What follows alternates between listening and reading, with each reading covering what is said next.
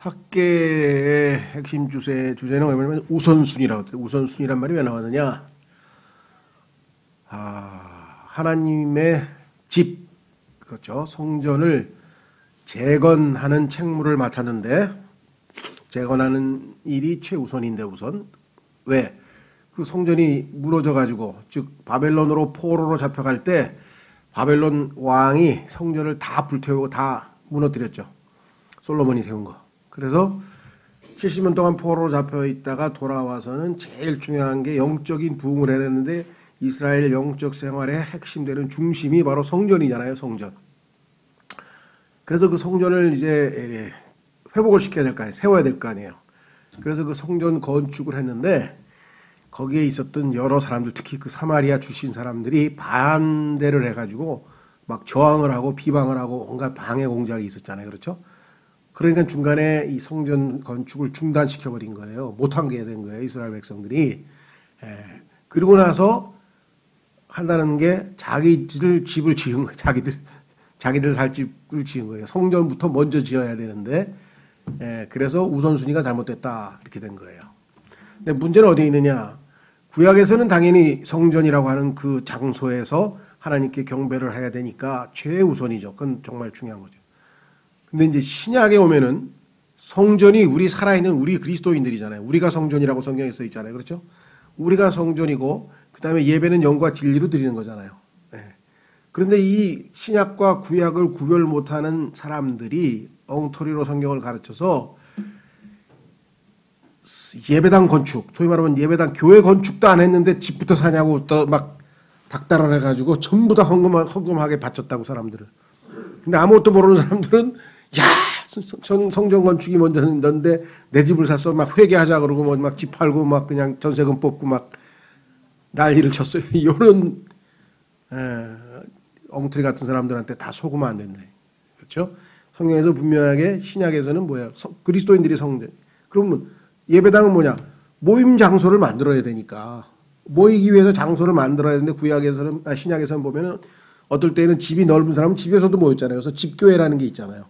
근데 집이 뭐 아무리 넓어도 뭐 100명 이상 모이겠어요? 그러니까 이제 숫자가 많아지면 할 수 없이 예배당 장소를 만들어야 되는데 그 장소를 뭐 우리처럼 임대를 할 수도 있고 뭐 넉넉하고 뭐 그래서 장소를 오랫동안 있게 하기 위해서 뭐 거의 건축을 한다. 뭐 그 자체가 잘못됐다는 건 아니에요. 그런데 그거를 지금 이런 성경 구절을 끄집어 가지고 막 정죄감을 주고 막 사람들을 막 두렵게 하고 막 공포심을 불러일으켜 가지고 그런 짓거리를 해서는 안 된다는 거예요.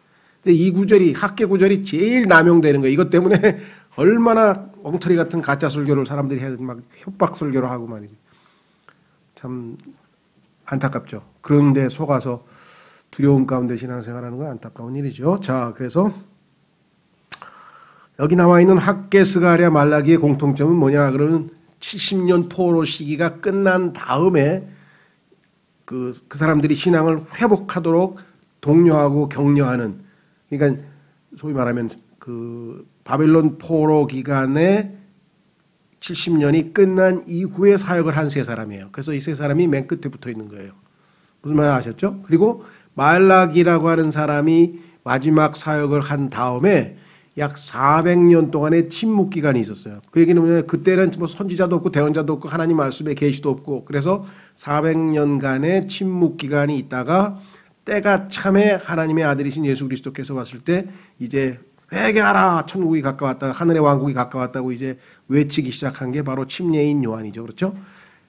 무슨 말인지 아시겠죠? 예. 그래서 다음 우리가 신약 개론할 때는 맨 처음에 이 400년 동안의 짧게 400년의 그 침묵 기간을 요약을 하고 그 다음에 이제 신약 성경으로 이제 들어가게 됩니다. 그 교재에 그게 나와 있을 거예요. 자, 그러면 우리 학계는 바벨론 포로 시기 이후의 첫 번째 대언자이며 귀환, 그러니까 돌아왔죠. 포로로 잡혀갔다가 이제 돌아왔죠. 귀환 이후의 대언서는 학계, 스가랴, 말라기이다. 제가 말씀을 드렸고요.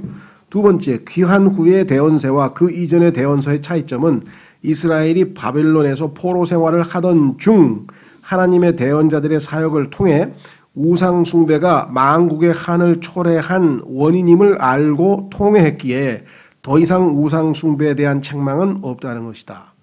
그러니까 70년 동안에 아주 교훈 하나는 딱 배워서 그건 절대로 우상 숭배는 안 된다는 거 하나는 배웠어요. 그래서 그 이후에는 우상 숭배 죄를 범하진 않았어요, 유대인들이. 그래서 그 유대인들이 이제 앞으로 교회가 휴거되고 나면 이 지상에 이제 소위 말하면 적그리스도가 등장해서 이스라엘과 언약을 체결하고, 그렇죠?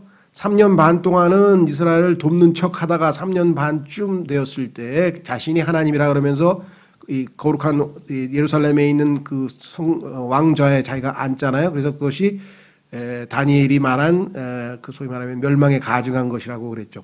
그래서 자기가 자기를 신격화해서 하나님이라고 하잖아요.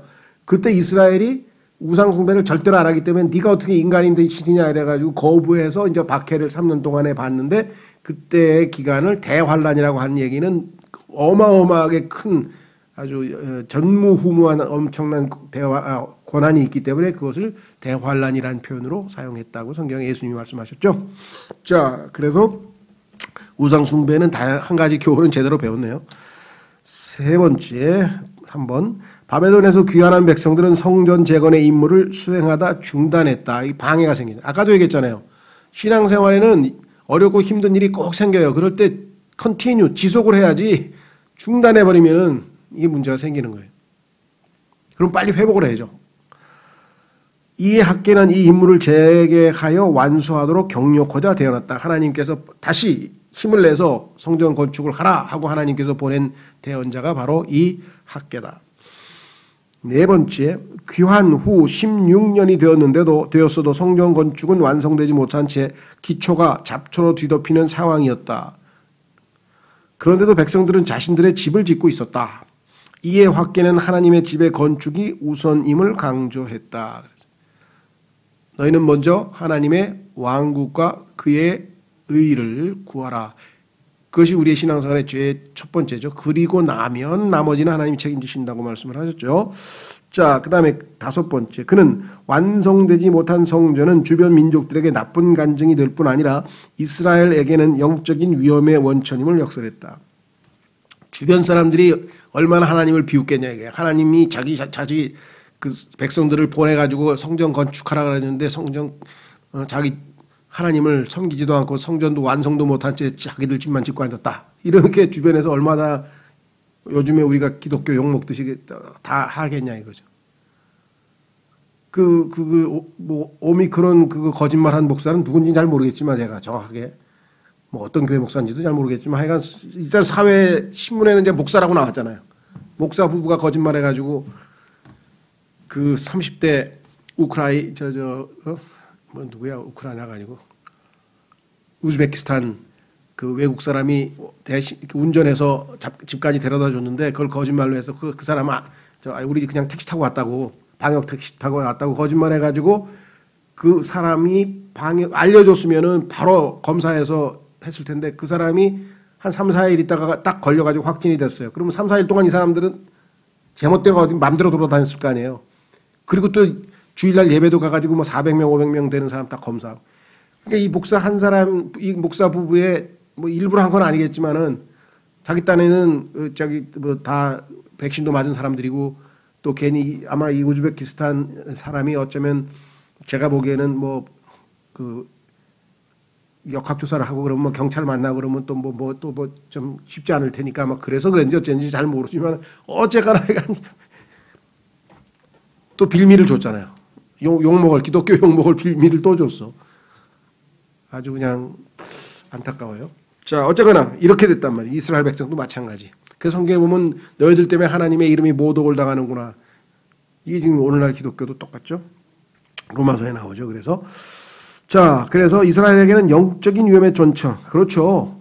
가장 중요한 거, 핵심적인 거, 하나님의 왕국과 그의 의를 먼저 구하라 그랬는데 하나님의 성전 예배드리기 위한 그 장소를 마련도 못한 채 구약은 그 장소에서 예배를 드려야 되는데. 자, 그 다음에 우리가 여기서 한 가지 짚고 넘어갈 것은요. 그 성전이 예를 들면 제일 먼저 지은 성전이 솔로몬의 성전이죠. 네, 그 솔로몬의 성전은 아시다시피 다 파괴됐고, 그 다음에 이제 스룹바벨이 와서 지은 성전. 이게 지금 이 중단돼서 이 학계가 다시 빨리 열심히 지으라고 했던 것이 바로 스룹바벨이라고 하는 지도자와 함께 바벨론에서 귀환해서 지은 성전이 스룹바벨 성전이라 그러죠. 그 다음에 이제 천년왕국 때 메시아가 와서 지은 성전, 이 세 가지가 여기에 언급되어 있는데, 사실 성경에 보면은 성전이 몇 가지가 더 있어요. 합쳐서 다 7가지가 있는데 이 세 가지 더해서 또 어떤 성전이 있습니까? 예수님 당시에 있었던 성전은 헤롯이라고 하는 헤롯 대왕이 AD 70년경에 지었던 성전이 무너졌죠. 티토라고 하는 로마의 장군이 와가지고 다 불태워버렸잖아요. 예. 그때 지어져 있었던 성전이 40몇 년 동안 걸려서 지었다고 하는 헤롯 성전이라는 게 있었죠. 예. 그러니까 사람들은 예수님께서는 자기의 몸을 가리켜서 이 성전을 허물라 그러면 내가 사흘 만에 짓겠다 그랬는데, 그 성전 이게 몇십 년 동안 지은 건데 네가 사흘 만에 지어 막 하고 오해를 해가지고 예수님은 자기 몸에 대한 얘기를 하는데도 영적으로 못 알아들어가지고 왔다 갔다 의사소통이 불통이 됐던 사건이 있었었죠. 그 다음에 예수님은 자기 몸이 성전이라 그랬잖아요. 그렇죠? 네, 5번째. 그 다음에 여러분과 제가 뭐예요? 우리 몸이 성령께서 거하시는 성전이라고 고린도전서 3장에 얘기했잖아요. 6번째. 그 다음에 7번째 성전은 뭐 당연히 뭐예요? 하늘에 있는 새 예루살렘이죠. 하늘에 있는 성전. 그런 총 7개의 성전이 성경에 나오죠. 성전과 관련된 내용은 이 학계에서 많이 다루고 있다 그랬습니다. 자, 그 다음에 2번째는 스가랴. 선견지명 뭐 앞을 내다본다 이 말인데요. 스가랴서는 아마 읽어보신 분들은 이게 무슨 소리야? 이게 뭔 소리야? 이게. 왜냐하면 환상을 봤어요. 환상. 근데 환상을 본 게 8개가 나오는데 그 환상 자체가 무슨 소리인지를 알 수가 없는 내용이 너무 많아요. 그래서 대부분 성경을 읽는 사람 스가랴서는 어렵다. 그래서 저도 뭐 어려워서 잘 손을 댈 수도 없고 교회에서 딱 한 번 한 것 같아요. 근데 강해가 다 되어 있어요. 그러니까 한번 스가랴서가 어렵지만 한번 공부해보고 싶다 그러면은 이번 여름 방학 때 한번 읽어가면서 한 구절 한 구절 설명을 했으니까 한번 좀 살펴보시면 좋겠고, 공부해 두면 정말 성경에 이런 놀라운 내용이 들어있구나. 지난번에 그 누구예요? 최지혜 자매님이 교회 지금 못 나오시지만 그 자매님이 이거 공부해 보신다고 읽다가 이게 뭔 소리야? 이게 뭔 소리야? 이해가 안 되니까 한번 강의라도 들어보고 싶다고 해가지고 그걸 스마트폰을 못 한다 그래가지고 또 저도 잘 어떻게 들어가지 잘 모르겠더라고요. 그래서 하여간 어떻게 하다가 하여간 우리 김자매님이 도와주셨나? 그러니까 어떻게 해가지고 하여간 아마 지금 들어보신 것 같아요. 예, 그래서 한번 여러분들도 공부해 보시면 스가랴서를 이런 책이구나 한번 공부해 보실 만하다는 얘기고요. 첫 번째, 스가랴는 바벨론에서 태어났으며 거기 망명 갔는데 거기서 태어났어요. 예. 스룹바벨과 함께 고국으로 귀환했다. 스가랴의 주요 메시지는 선민의 이스라엘 민족이 하나님이 택하셨다 그랬잖아요. 영어로는 chosen people이라고 그러죠. chosen people. 선민. 이스라엘 사람들이 그거를 엄청 자랑스럽게 여기는데 사실 자기들이 왜 뽑혔는지도 몰라. 성경에 보니까 제일 작고 못나서 제일 숫자가 적어서 하나님이 뽑아줬다. 왜? 하나님은 못난 사람을 사랑하니까. 그래서 사랑하기 때문에 이유가 없어요. 잘나서가 아니야 절대로. 근데 이스라엘 사람들은 잘나서라고 착각을 하고 있어. 우리나라는 다른 민족보다 하나님의 선민이다 이렇게 생각하고, 선민이 된 이유를 알아야지. 불쌍해서 너무 작으니까 숫자가. 그 다음에 그 불쌍한 사람, 하나님의 성품은 어렵고 불쌍한 사람을 사랑하니까. 예. 그 다음에 책문은 뭐예요? 그 약하고 별 볼 일 없는 민족을 하나님께서 함께 하시면 위대하고 위대한 하나님의 백성이 될 수 있다라고 하는 사실을, 그래서 하나님은 이렇게 놀라우신 분이라는 사실을 다른 사람들에게 증인 노릇을 하라 그랬는데 그거는 안 하고 진짜 중요한 건 안 했죠. 이스라엘 백성이. 그래서 실패했죠. 그래서 예수님께서 그 이스라엘의 실패를 책임지시고 대가를 치시기 위해서 또 그것도 십자가에서 죽으신 이유 중에 하나죠. 자, 그 다음에 선민의 미래에 대한 부흥과 번영을 말하고 있기 때문에 이 선민이 결국에는 하나님의 회복으로 인해서 결국은 부흥과 번영, 그래서 천년왕국에서 최고의 국가, 꼬리가 아니고 머리가 되는 그러한 축복을 누리게 될 것이라는 것을 말하고 있기 때문에 부흥의 대언자라는 부흥을 강조했으니까. 불리며 이 책 속에 들어있는 많은 환상과 표적 때문에 환상과 표적이 너무 많다 보니까 책 이름을 구약의 계시록이라는 별명을 붙여줬어요. 계시록처럼 뭔가 이렇게 환상 이런 게 많다는 얘기죠. 구약의 계시록이라 불린다 그랬습니다. 세 번째, 스가랴는 학개와 함께 여호수아 스룹바벨은 물론이죠. 이 사람들은 함께 왔던 그 귀국했던 그 바벨론에서 돌아온 대제사장의 이름이 여호수아예요. 그러니까 모세의 후계자 여호수아가 아니고 여호수아가 여러 사람이 있습니다. 여호수아고 그다음에 이제 스룹바벨은 또 지도자죠.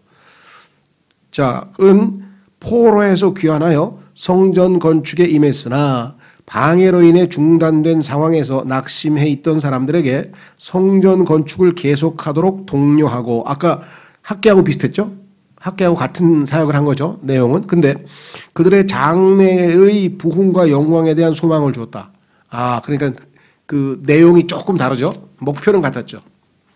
네 번째, 여기도 아까 계속한다는 얘기는 뭐 여러 번 했으니까요. 그 다음에 네 번째, 학개의 사역이 책망에 초점이 맞추어졌다면, 학개는 주로 책망, 경고성 발언을 많이 했고, 그 다음에 스가랴의 사역은 권면에 초점이 많이 맞춰졌다. 이렇게 해라. 독려하는 거죠. 격려, 동료. 우리도 그렇죠. 하나님은 완급 조절을 잘 하세요. 우리를 때로는 징계하고 야단치고 경고했다가 위로하고 다시 독려하고 권면했다가 또 우리가 느슨해지고 조금 삐딱할 것 같으면 언급된 것은 예루살렘이라는 얘기가 반복돼 나오는데, 하나님께서 예루살렘을 특별히 대하셨음을 보여준다. 하나님께서 자신의 이름을 두신 성읍이에요. 그러니까 이 지상에서 중심지, 이 지구의 핵심 딱 중심지가 예루살렘이고, 그게 전 우주에서도 역시 중심지야. 왜? 온 우주 만물을 창조하신 창조주이신 예수님께서 여기에 오셔서 여기에 있는 왕좌에 앉아서 여기서 다스리실 거거든요. 그러니까 여기는 뭐 굳이 얘기하자면 우주의 수도죠. Capital City of the Universe. 이 우주의 수도가 될 것이 바로 예루살렘이에요. 그렇죠? 예. 자, 이 성읍에 해를 끼친 이교도를 심판하실 것이며, 이 성읍은요, 이름은 평화의 성읍인데 거의 30번이나 침략을 받았어요. 그냥 가장 많은 침략을 받은 그 성읍인데 왜 그랬겠어요? 마귀가 이 성읍을 가만 놔두질 않아요. 하나님의 성읍을 어떻게든지 자기가 차지하려고 할 거 아니겠어요? 그러니까 많은 침략을 받았지만 결국은 하나님께서는 이름 그대로 평강의 왕이신 예수님이 다스리실 때가 되면 태평성대의 중심지가 되겠죠. 전 세계에서 최고 중심지가 되고, 또 지상에 있는 예루살렘은 이스라엘에게 주어졌지만 하늘에 있는 예루살렘은 교회, 그죠? 주님의 몸된 교회의 어머니라고 성경에 나와 있습니다. 이 성읍에 이렇게 찐 이교도를 심판할 것이며 결국은 이 성읍은 영광과 화평 가운데 회복될 것이다. 그렇습니다. 마지막 때 여기서 막 지진도 일어나고 그래서 하나님께서 정말 이 모든 것을 평정하게 다 하고 다 이제 완전하게 이제 회복시키겠죠.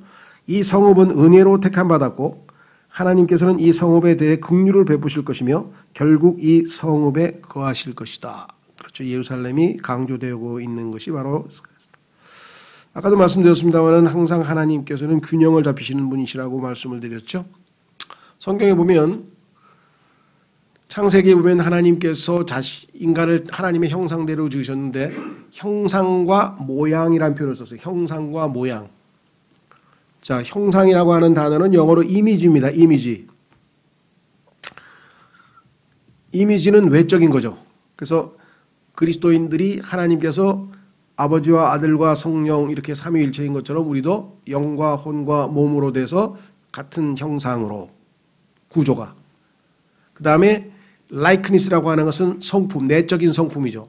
그래서 그 성품이 하나님의 그 도덕적인 사랑, 믿음, 뭐 성령의 열매에 해당하는 그 9가지의 특성들이 다 우리에게도 주어졌죠. 그렇죠? 예. 근데 우리가 죄를 짓고 죄가 우리 몸 안으로 들어오는 순간에 어떻게 됐습니까? 우리의 형상, 외적인 형상은 영이 소위 말하면 죽어버려서 작동을 안 해서 문제가 생겼지만 그래도 형상은 그대로 만들어져 있죠. 사람의 영은 그대로 있잖아요. 없어지진 않아요. 반면에 하나님의 모양, 성품은 다 망가져가지고 흔적만 조금 있죠. 뭐 사랑도 안 하는 건 아니지만 그게 다 이제 불순물이 섞여가지고 의로운 행동마저도 자기 의마저도 우리가 하나님 보시기에는 다 더러운 걸레 같다고 말씀하셨잖아요. 그런 것처럼 모양은 이제 다 사라져 버렸단 말이죠. 자, 그래서 예수 그리스도를 믿고 우리가 성령님을 모시게 되면 성령님께서 우리의 죽은 영을 살리셔서, 그렇죠, 우리가 거듭 다시 태어나죠. 영이 죽었던 영이 다시 태어나잖아요. 그래서 이제 하나님, 영이신 하나님과 교제가 회복이 되잖아요. 그래서 그 이미지를 회복을 하죠. 그렇죠? 골로새서에 보면은 이 이미지 형상을 우리가 이제 이 죽은 영이 되살아났어요. 그 다음에 우리 안에서 성령께서, 요한 1서에서 말하는 것은 like 힘이에요. 그분의 모양을, 다시 말해서 성품을 예수님처럼 완전히 회복하게 돼서 예수님과 같은 성품이 되는 거예요. 이기적인 존재가 아니라 이타적인, 남을 먼저 생각하고 다른 사람을 먼저 배려하는 예수님과 같은 아주 고결한 성품의 사람으로 우리가 다 만들어지는 거예요. 예. 자, 그래서 우리는 내적인 것과 외적인 것이 이렇게 균형 잡혀 있다 그랬죠. 아까 그래서 하나님은 학계를 통해서는 외적인 성전 회복, 그 다음에 이 스가랴를 통해서는 우리의 영적인 내적인 변화에 초점을 맞추어서 사역을 이루고 계신다라고 얘기를 했습니다. 그렇죠? 자, 그 다음에 이제 마지막으로 말라기. 다가오는 어둠. 마지막 말라기 시대가 되면 이스라엘 백성들이 엄청나게 다시 타락을 해가지고 껍질만 남은 신앙. 하나님이 우리를 사랑하신다 그러는데 뭘로 증명합니까? 뭐 이러고 하나님께 대들고 아주 그냥 그 마음 상태가 영 아주 교만한 상태가 돼가지고 하나님께서 질책하시는 장면이 나오는데 한번 보십시오. 야, 이스라엘 사람들, 우리도 그러나? 우리도 그렇겠죠. 난 잘 모르겠는데 난 하나님 앞에 그렇게까지 했나? 하나님이 사랑하시는데 뭐 나한테 해준 건 뭐 있습니까? 그런 사람이 있나요? 나 이스라엘 백성은 그랬다는데 대단한 사람들이 보니까. 자, 말라기 1장 1절. 말라기를 통하여 이스라엘에게 주신 주의 말씀에 엄중한 부담이다. 이 엄중한 부담은 아까도 계속해서 나왔죠. 마음에 하나님 주신 부담이 있어서 이 말을 안 하고는 못 견뎌. 이 짐을 덜어내야 돼. 마음의 짐을 덜어내야 돼. 빨리. 그렇죠. 우리도 복음도 마찬가지예요. 복음도 부담이에요. 우리한테. 그죠? 이 복음을 사람들에게 짐처럼 지고 있으면 안 돼. 빨리 덜어내야 돼. 아, 저 사람에게 내가 복음을 전해줘야 되겠다. 2절. 주가 말하노라. 내가 너희를 사랑하였노라. 그런데 어떤 일이 벌어졌냐? 그런데 너희는 이르기를, 너희 이스라엘 백성은 이르기를, 주께서 어떤 점에서 우리를 사랑하셨습나이까 하는도다. 뭐 그 증거가 뭡니까? 증거가 뭡니까? 이렇게 대들었어요.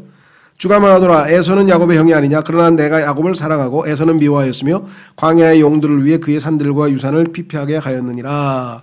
쭉 얘기를 했어요. 그랬더니 한다는 소리가 6절에 오 내 이름을 멸시하는 제사장들아, 만군의 주가 너희에게 이르기를, 아들은 자기 아버지를 공경하고 종은 자기 주인을 공경하나니 그런즉 내가 아버지일진데, 이스라엘의 아버지인데 나를 공경함이 어디 있느냐? 내가 주일진데 나를 두려움이 어디 있느냐 하거니와, 너희가 나를 언제 공경했고 언제 두려워했느냐 했더니 한다는 소리가, 너희가 이르기를 우리가 어떤 점에서 주의 이름을 멸시하였나이까 하는도다. 잘못한 게 뭡니까? 말씀해 보세요. 이런 거 하나님 앞에. 예? 너희가 더러운 빵을 내 제단 위에 드리고는 이르기를 우리가 어떤 점에서 주를 더럽게 했나이까 하나니, 너희가 이르기를 주의 상은 업신여겨도 된다 하는 점에서 그리하였느니라. 하나님께 드릴 때에는요 최상의 것을 드려야 되는데, 그렇잖아요, 그죠? 흠도 없고 점도 없고 제일 좋은 것을 드려야 된다는데,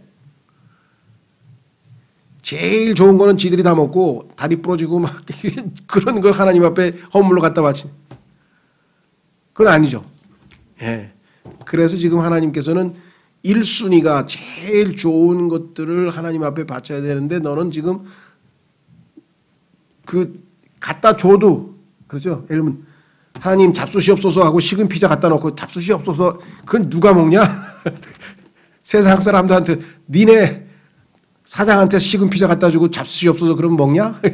하나님께서 그렇게 얘기를 하셨어요. 그러니까 참 할 말이 없죠. 할 말이 없어. 그렇죠? 여러분 어떠세요? 우리도 정말 마음이 영적으로 가장 좋은 것들을 하나님께 바치는지, 하나님께서 그런 내용이 쭉 써 있어서 아주 읽으면 읽을수록 도전이 되는 책이어서 이거 아주 제임스 낙스 목사의 그 강해 설교가 아주 이 4장밖에 안 돼도요. 책은 한 200~300페이지 될 거예요.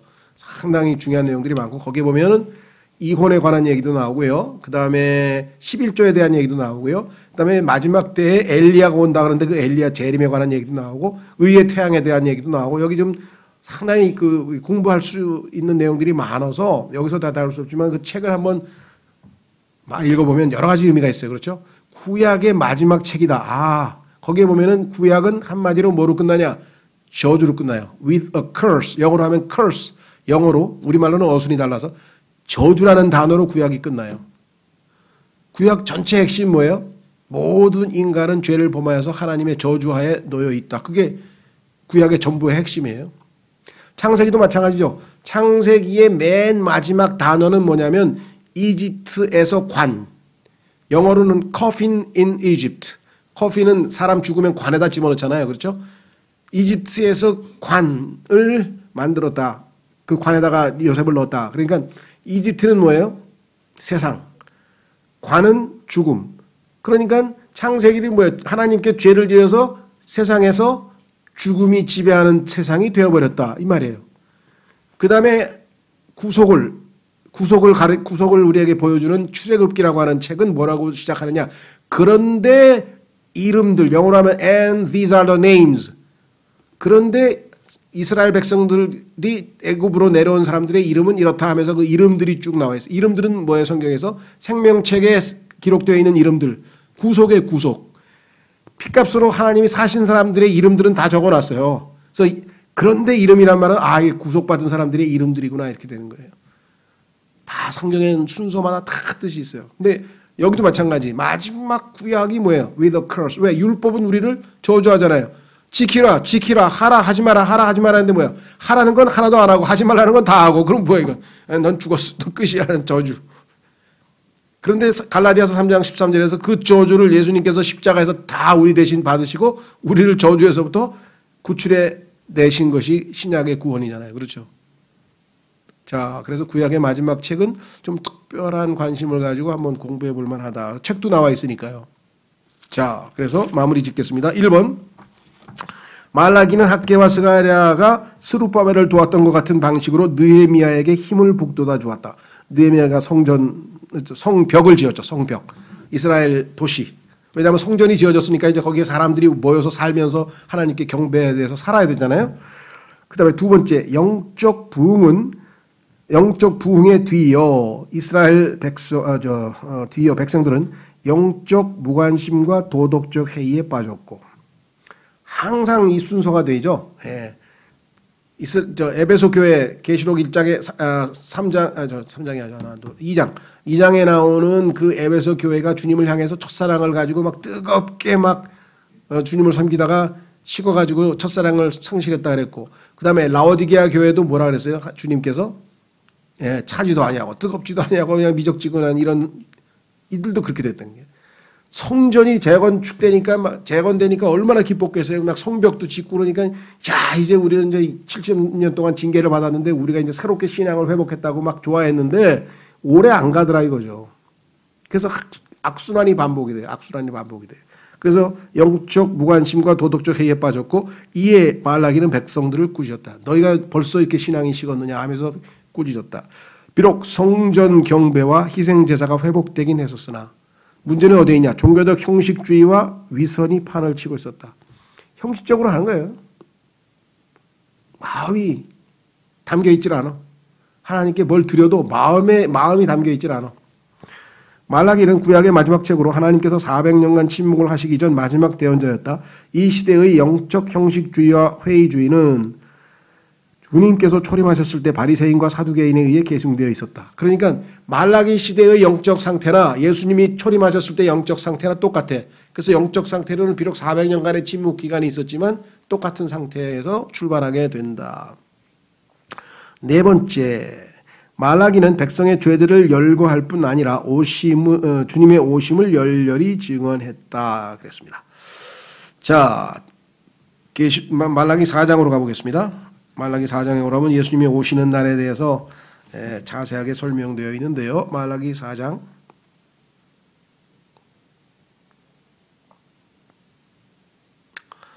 보라 화덕같이 불태우는 날이 말이니 참으로 교만한 모든 자와 악하게 행하는 모든 자가 지푸라기가 되리라. 다가오는 그날이 그들을 불태우고 그들에게 뿌리와 가지를 남기지 아니하리라. 만군의 주가 말하노라.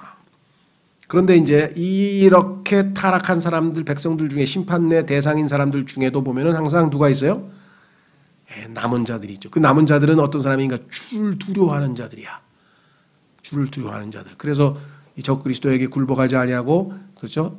형상에 절도 안 하고, 그다음에 짐승의 표도 안 받고 끝까지 견디는 자들이 있었어요. 여기 나와 있죠. 그러나 내 이름을 두려워하는 너희에게는 의의 태양, 의의 해가 자기 날개들 안에 병 고치는 능력을 가지고 떠오르니 너희가 나아가서 외양간의 송아지들 같이 자라리라. 또 너희가 사악한 자들을 밟으리니 내가 이 일을 행하는 그날에 그들이 너희 발바닥 밑에서 재가 되리라. 만군의 주가 말하노라. 그래서 남은 자들이 복받는 이야기가 나왔고요. 너희는 내가 호렙에서, 이 호렙이 시내산이죠. 이름이 여러 개가 있습니다. 호렙산이라고도 하고 시내산이라고도 하죠. 호렙에서 하나님의 산, 온 이스라엘을 위하여 내 종 모세에게 명령한 모세의 율법을 법규와 판단의 법도와 함께 기억하라. 보라, 크고 두려운 주의 날이 이르기 전에.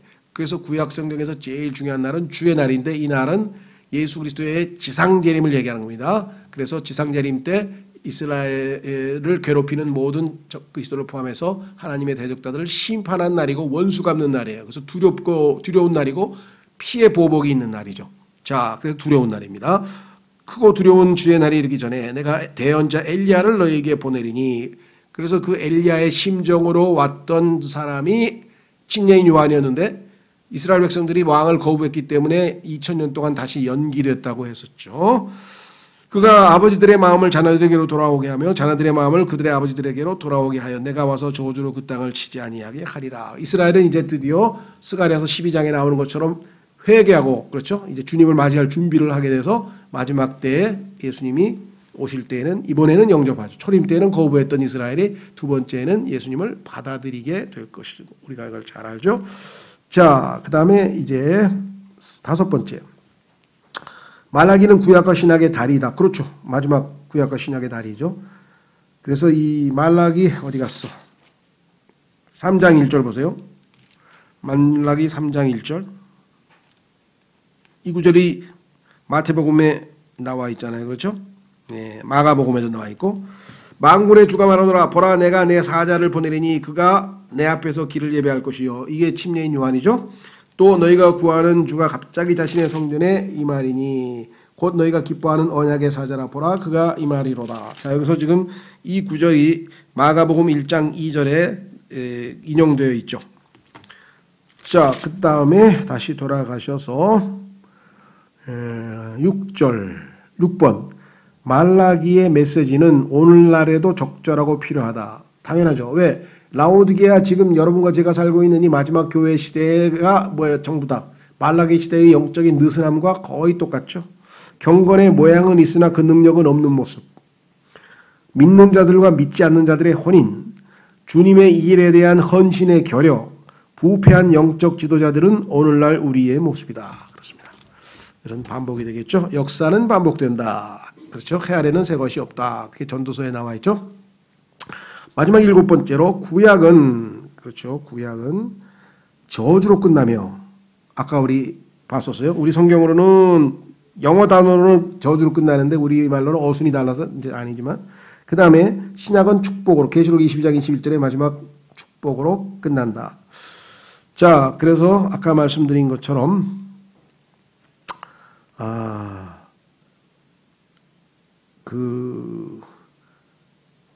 하나님의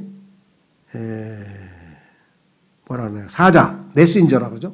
그 메신저가 성경에 보면은 지금 말라기 1장 1절에 그 말라기가 자기가 그 역할을 했고, 그 다음에 그 이스라엘의 엉터리 말고 진정한 제사장들이 그 역할을 했고, 그 다음에 신약에서는 침례인 요한이 그 역할을 했고, 메신저, 사자, 하나님의 사자 역할을 했죠. 아까 우리 읽었죠. 3장 1절에.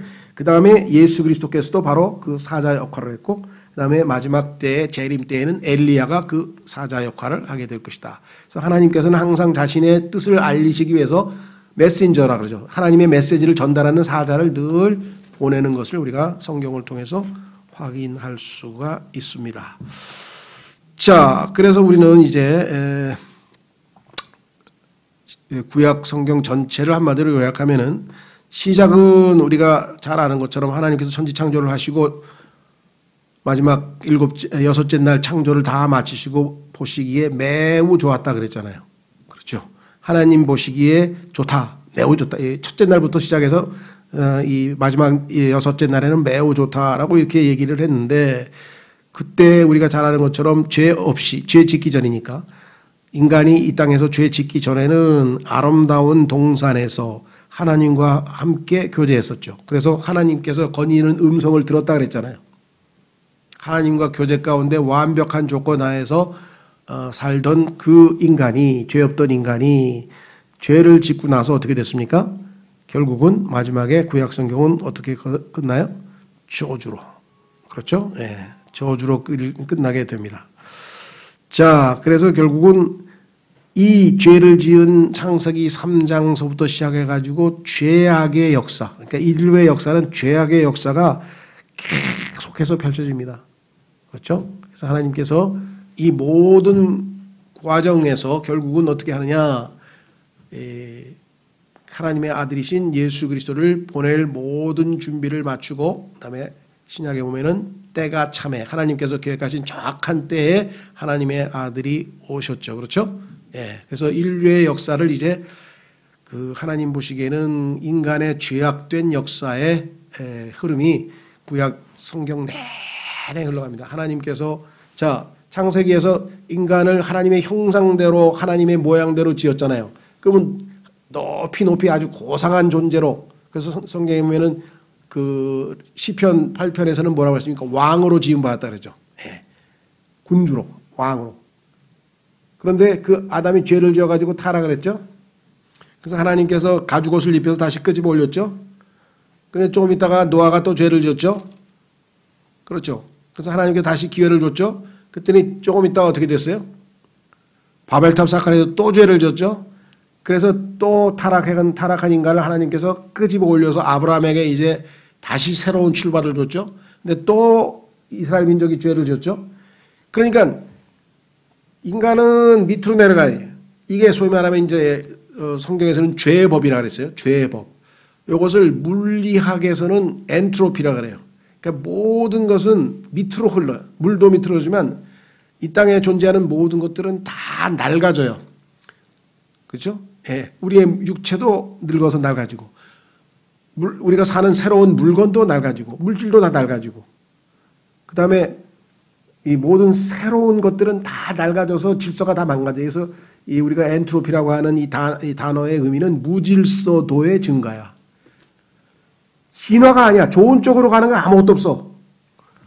그렇죠? 여러분이 입고 있던 헌옷이 갑자기 막 새거로 바뀌는 거 봤습니까? 자동차가 다 낡아져서 중고가 되지 좋은 차로 되는 거 봤어요? 이 땅에 있는 것은 모든 것이 물질적인, 물리적인 현상이든 영적인 현상이든 도덕적인 현상도 마찬가지입니다. 계속 밑으로 옵니다, 지금. 요즘처럼 이렇게 그냥 쉽게 살인하고 막 이런 거 보셨어요? 애기도 막 2살짜리를 때려서 죽이는 거, 이런 일이 언제 있었어요? 점점 심해져. 나중에 가면 완전히 무법천지가 되어버릴 텐데요. 그래서 맨 위에서 지음받던 인간이 타락하면 끌어올리고, 타락하면 끌어올리고, 타락하면 끌어올리고, 타락하면 끌어올리고, 이거 계속 해가지고 하나님께서 여기까지 은혜를, 긍휼을 베푸신 게 인간의 역사잖아요. 그렇죠? 예. 근데 인간은 계속 올라갔다는 거야. 진화를 했다는 거야. 야, 그 진화로 믿는 사람들 보면 얼마나 앞뒤가 안 맞는 얘기를 하는가 보세요. 그렇죠? 예. 그래서 결국은 예수 그리스도께서 오셔서 완전히 어떻게 해요? 계속 내려가니까 하나님께서 어떻게 이제 때가 됐어. 어떻게 예창조를 완전히 십자가에서 심판해버린 거예요. 예창조는 완전히 심판, 멸망이고, 그 다음에 예수님의 부활로 인해서 이제 새로운 창조. 그래서 예수님께서는 새 창조의 이제 머리가 되시고, 예수님을 받아들이는 사람은 새로운 창조물, 그렇죠? 고린도후서 5장 17절에 말하는 것처럼 새로운 창조물이 되고, 나중에는 이 타락한 땅도 다 리제너레이션, 다시 태어나잖아요. 마태복음 19장에. 그렇죠? 우리도 거듭나면 다시 태어난 거고, 그래서 다시 태어난 새 창조에 속한 사람들만 새 예루살렘에서 새 생명과 더불어 영원히 하나님과 함께 사는 완전히 판을 새로 짠 거예요. 그래서 신약이고 새롭다 그랬잖아요. 새롭다. 모든 것이 새롭게 되었도다. 계시록 마지막 22장에도 모든 것이 새롭게 되었도다 그랬잖아요. 그죠? 예. 자, 그래서 우리는 이 새로운 창조에 우리가 이제 들어와서 새로운 창조물로서 그 새 생명이 우리 안에서 성장하고 자라나고 점점 예수 그리스도를 닮아가는 그런 삶으로 살아가게 된다 이 말이죠. 그래서 이제 구약의 쓰라린 그 저주로 마무리되는 역사를 끝내고 드디어 이제 새로운 시대로 도입하는 게 신약입니다. 그런데 그 신약은 마태복음 26장에 가서 이제 죽으심과 더불어 예수님이 세우시고 바로 죽으셨잖아요. 그렇죠? 예. 그러니까 마태복음, 누가복음 이 사복음서에 나와 있는 내용은 신약적 상황에서 만들어진 게 아니에요. 그래서 이거를 신약 시대의 성도들인 우리가 교리로 잘못 적용하려면 엄청난 문제가 생기는 거예요. 다리야, 다리 이게. 구약에서 신약으로 넘어가는 다리요. 그래서 예수님께서 죽으시고 난 다음에야 유언으로 주어진 신약이 발효가 되기 시작한 거예요. 그러면 그 신약의 복음이 전파되는 역사적 기록이 사도행전이고 예수님께서 이루신 이 일이 사복음서에서 벌어진 사건이 무슨 의미를 갖는 자를 설명하는 책이 로마서부터 시작해서 바울서신이에요. 그러니까 교리서죠. 그래서 우리 그리스도인들은 신약 교리를 잘 배워서 확고하게 진리를 붙들어야지 복음서에서 영적인 교훈을 얻을 수는 있습니다. 그래서 예수님은 이러신 분이시구나, 하나님의 성품은 이러구나 배워주면 되지만 그것이 우리에게 교리적으로 바로 적용되는 건 아니기 때문에 책 이름은 신약 성경이지만 실제적으로 신약은 예수 그리스도의 죽으심과 그 이후부터 부활 이후부터 적용이 된다는 것, 그걸 우리가 좀 기억하셔야 되겠죠. 예, 그래서 방학 동안에 아주 좀 시간 갖고 뭐 나름대로 잘 공부하시고 저희는 이 교재는 미리 다 받으셨죠? 신약 그 편 성경개관 2번의 신약 편을 가지고 3월 첫째 주 토요일 날 모이도록 하겠습니다. 예, 한 학기 동안 수고하셨습니다.